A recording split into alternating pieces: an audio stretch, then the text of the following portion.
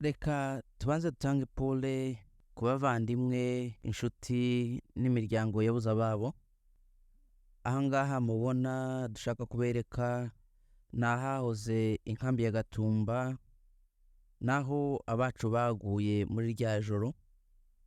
Hari na gatanu ku minsi 13 ukwezi k'umunani umwaka w'ibihumbi 2004. Ubwo rero dushaka kubereka kugira ngo murebe ahahoze inkambi cyangwa se aho inkambi ya Gatumba yari yubatse ico gihe igitero cagabwe. Aha hepfo mubona niho hari hahoze inkambi y'abarundi cyangwa se impunzi z'abarundi zazihungutse ziva muri Tanzania. Iyo nkambi yarimo amafamiye atageze 10 y'abanyamurenge, ariko cane cane yari yiganjemo impunzi z'abarundi zari zihungutse ziva muri Tanzania. Ico gihe rero bazizana muri iyo nkambi aha mubona kugira ngo ariho ziba zicumbitse mbere yuko bazazisubiza iwabo cyangwa se bazazishakira aho ziba cyangwa se bakaziha amatongo yabo. Hari abadashobora kuhibuka cyangwa se kuhamenya bitewe nuko hamaze kumera ibihuru, dore ko banatangiye kuhahinga, abanyagihugu batangiye kuhahinga. Ubu ngubu biragoye kugira ngo ushobore kuyibuka keretse umuntu wahabaye cyangwa se umuntu wanyuze iyo kambi ikicubatse, niwe ushobora kumenya neza koko ko aho ngaho aha turi ari mu Gatumba cyangwa se ahahoze inkambi ya Gatumba. Aha rero muri ibi bice byose mubona aha ngaha imbere yanje, niho inkambi ya Gatumba nyirizina cyangwa se niho impunzi z'abakongomani ziri.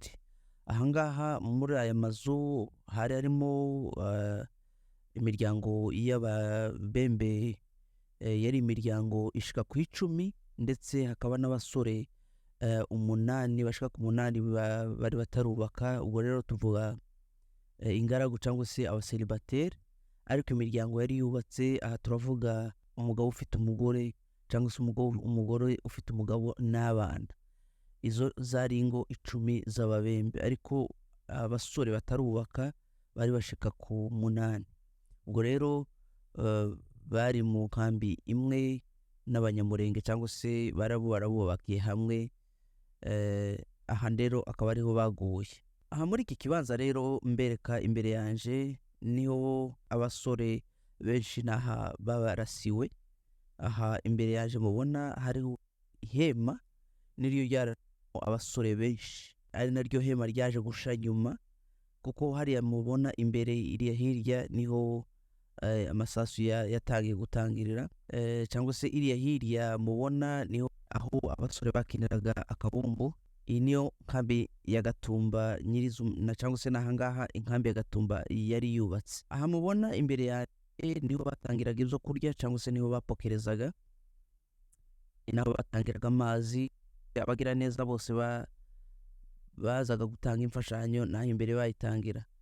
Hari benshi bumva inkambi ya Gatumba ariko badashobora kumenya cyangwa se batari bwabona aho iyi Gatumba yari iri. Biragoye kugira ngo muhabone mu mashusho cyangwa se kuri kamera, ariko kugira ngo uhabone neza nuko ushobora kuhigerera, kandi waranahabaye niho uza kubona image ya Gatumba. Hariya hirya mubona niho abarokotse ubu bwicanyi bwo mu Gatumba benshi bahungiye.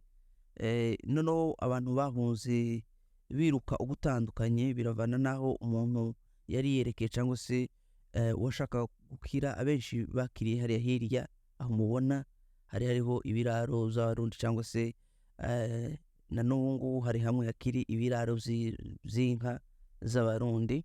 Aha hakurya mubona batangiye kubaka amazu, ubu nyine hatangiye kubakwa amazu, ariko icyo gihe habagaho ibiraro gusa. Muri make aka gace cyangwa se aka karere turimo nyine muri aka kanya habagaho ibiraro gusa n'impunzi, nta yandi ma activity yahabaga cyangwa se nta bindi bikorwa byari bihaba.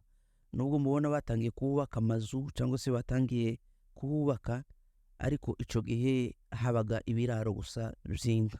Hirya rero y'aya mazu mubona cyangwa se hariya hirya y'ibyo biraro, icyo gihe habagaho ibiraro.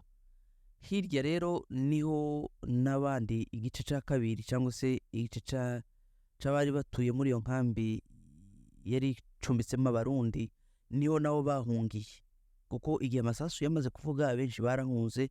Umuntu yahungaga cyangwa se yahungaga bitewe n'aho yerekeye, ko ari ukugira gusa ngo adapfira muri iyo nkambi. Aho hirya rero hakaba ariho bamwe mu banyamulenge cyangwa se bamwe muri izo mpunzi bahungiye. Mbere hamubona hari ibyatsi bisa n'ibyumye, niho rero bari baratetse ikigega cy'amazi igihe batangaga amazi ku mpunzi. Hari imodoka yari ishinzwe kuzana amazi igashyira muri icyo kigega, hanyuma bakaza kuyatanga ku mpunzi. Iyi nkambi yari nini cyane, nubwo yari yubatse by'agateganyo mu cyo bita transit. Uru rupango mubona aha ngaha rero, hino mubona hari ibiti by'agatoza, naho hari ikiraro kimwe. Jewe ubwanje ndibuka ko ariho nahungiye. Rero icyo gihe harimo umuvure w'inka, twahunze turi batatu. Ndibuka twari kumwe n'abasore batatu duhungira muri icyo kiraro. Ahari mu gihe cy'icuraburindi, byari bigoye kugira ngo umuntu amenye ngo ndahungira aha n'aha, kuko bari batuzungurutse cyangwa se bari bazungurutse inkambi yose. Aha mubona rero twari tuberetse niho hari inkambi Tumba nyirizina, niho abacu baguye. Tubereka akaba ariho imibiri y'abacu cyangwa se y'abazize ubu bwicanyi bwo mu Gatumba yashinguwe. Aha niho imva ya Gatumba iri, cyangwa se ku batazi uko imva ya Gatumba imeze, abangaba rero akaba ariho imibiri yabo yaje gushingurwa mu cubahiro. Tukaba twongeye dutanga pole ku miryango yabuze ababo, ababyeyi babuze abana babuze ababyeyi.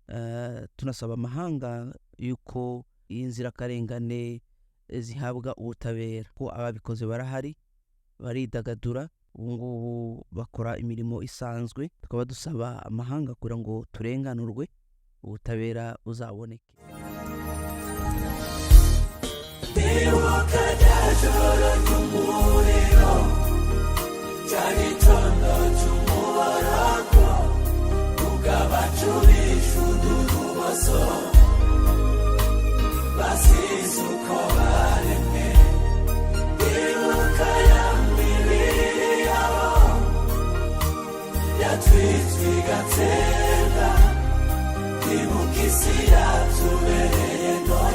Tudafite uko twagira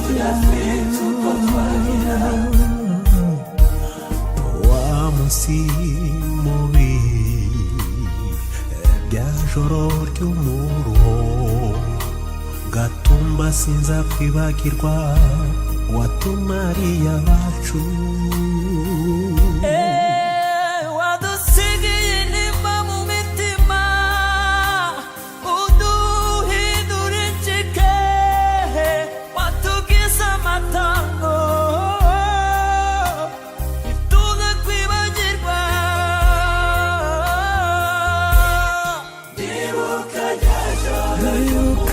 Ijoro ry'umuriro, cya gitondo cy'umuborogo, ubw'abacu b'uburoso basize uko baremwe.